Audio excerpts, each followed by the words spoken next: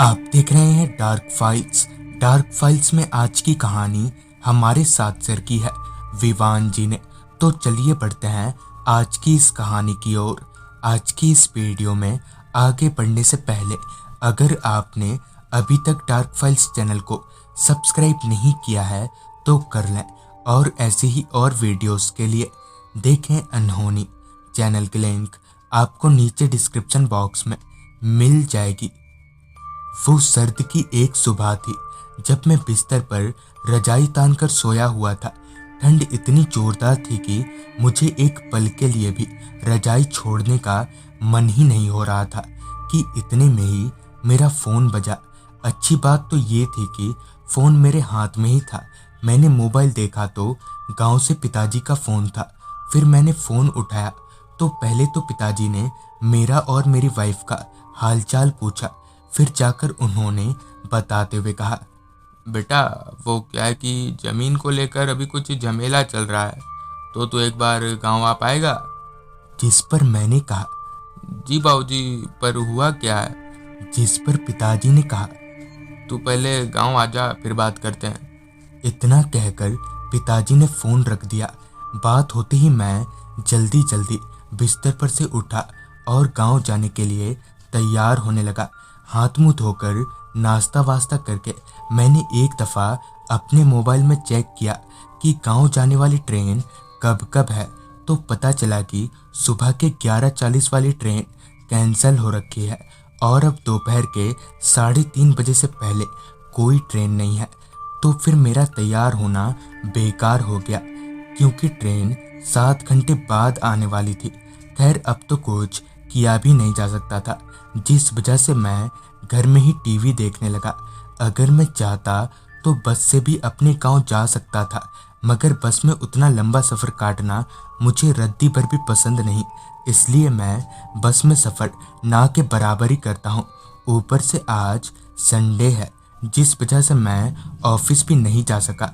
खैर जैसे तैसे करके मैंने घर में 7 घंटे गुजारे और फिर 2:30 बजे तक घर से स्टेशन के लिए रवाना हो गया। क्योंकि मेरा घर स्टेशन से काफ़ी दूर है तो मैं घर से जल्दी ही निकल गया ताकि ये ट्रेन भी मेरे हाथ से ना निकल जाए। स्टेशन पहुंचकर टिकट कटवाने के बाद मैं प्लेटफॉर्म नंबर 2 पर दाखिल हुआ और वहीं लगे एक बेंच पर तशरीफ़ रखी। थोड़ी ही देर में अब मेरी ट्रेन आने वाली थी। फिर जब मेरी ट्रेन आई तो ट्रेन के रुकते ही मैं चढ़ गया और सीट पकड़कर बैठ गया।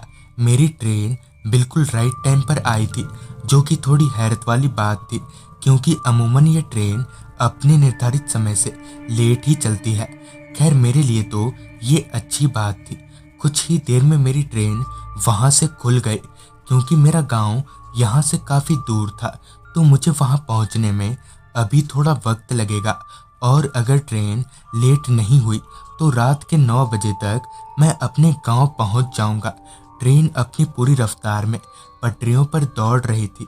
कुछ ही घंटों में दिन ढलने को हो गया, जिसके साथ ही अब धीरे धीरे ठंड भी बढ़ने लगी थी। आहिस्ता आहिस्ता अब आसमान का रंग काला पड़ने लगा था कि इसी बीच ट्रेन एक जगह पर रुकी, मगर वो कोई स्टेशन नहीं था बल्कि वो इलाका जंगलों से घिरा पड़ा था। और यहीं से ट्रेन ने अपना रंग दिखाना शुरू कर दिया। पहले ट्रेन 10 मिनट लेट हुई, फिर 20 मिनट और आखिर में आधा घंटा।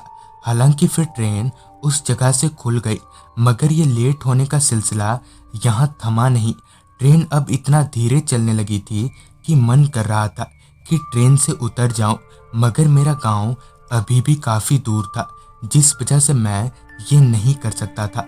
ऊपर से मुझे ये परेशानी भी खाई जा रही थी कि गांव में ज़मीन को लेकर क्या हुआ होगा।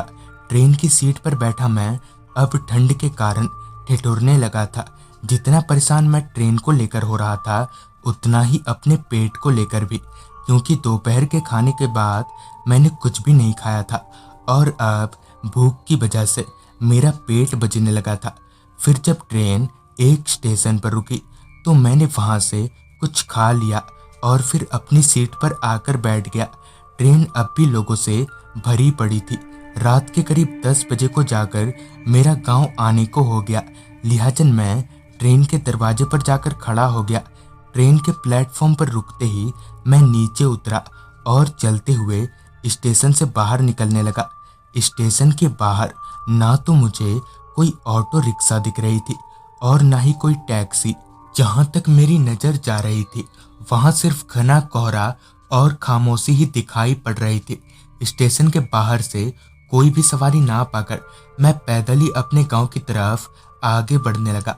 मगर मैं ऐसे कब तक चल पाता, क्योंकि मेरा गांव स्टेशन से काफी दूर था। मगर ये पल भर की ही परेशानी थी। थोड़ा आगे जाते ही मुझे रोड के एक किनारे पर टैक्सी खड़ी दिखी।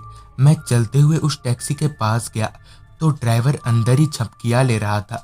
मैंने उसे उठाते हुए कहा, भैया पुराना चर्च चलोगे?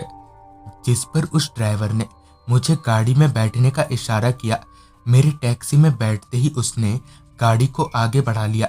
असल में मैंने उस ड्राइवर को पुराने चर्च जाने को इसलिए कहा था क्योंकि मेरे गांव में एक प्रसिद्ध पुराना चर्च है और हमारे गांव को उस चर्च के नाम से ही जाना जाता है। खैर, टैक्सी में बैठा मैं अपने फ़ोन पर टाइम पास करने लगा। फ़ोन चलाते हुए मैंने एक दफ़ा अपना लोकेशन चेक किया तो अभी भी मेरा गांव यहाँ से दूर था। अभी मैं लोकेशन देख ही रहा था कि इतने में ही एक मोड़ से ड्राइवर ने गाड़ी को दूसरी तरफ मोड़ लिया, जबकि मेरा गांव उस तरफ था ही नहीं। मैंने उसी वक्त ड्राइवर को रोकते हुए कहा, अरे भैया, इस तरफ तो मेरा गांव नहीं है, मेरा गांव वाला रास्ता तो पीछे ही छूट गया है। जिस पर उस ड्राइवर ने कहा, साहब ये दूसरा रास्ता है, वो रास्ता रात के लिए ठीक नहीं है, वहां से कोई नहीं जाता।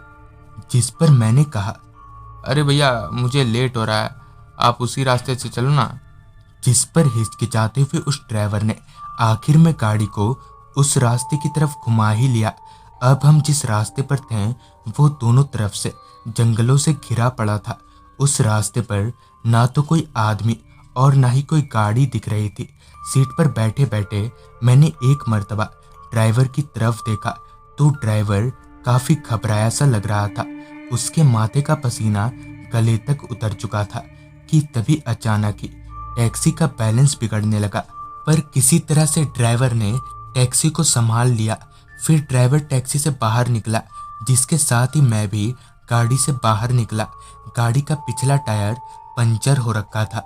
ये देखकर वो ड्राइवर और भी घबरा गया, जिस पर मैंने उसे शांत कराते हुए कहा, आप चिंता मत करो, मैं आपकी मदद कर देता हूँ, आप टायर बदल लो। मेरे ये बोलते ही ड्राइवर पाना निकालने के लिए डिग्गी खोला। अभी उसने डिग्गी खोला ही था कि तभी हमारे कार का हॉर्न बजा। मगर ये तो मुमकिन ही नहीं था क्योंकि हम दोनों ही गाड़ी से बाहर थे। तो फिर ये हॉर्न किसने बजाया, ये जानने के लिए मैं कार के आगे की तरफ गया। मगर टैक्सी के भीतर कोई नहीं था। पर फिर भी मैं गाड़ी के हॉर्न को दबता हुआ साफ तौर पर देख पा रहा था। ये देखते ही मैं समझ गया कि हो ना हो जरूर दाल में कुछ काला है। तभी गाड़ी के शीशे अपने आप ही ऊपर नीचे होने लगे। ये देखकर मैं और ड्राइवर बुरी तरह से घबराने लगे थे। उस वक्त कुछ भी समझ पाना मेरे बस का नहीं था।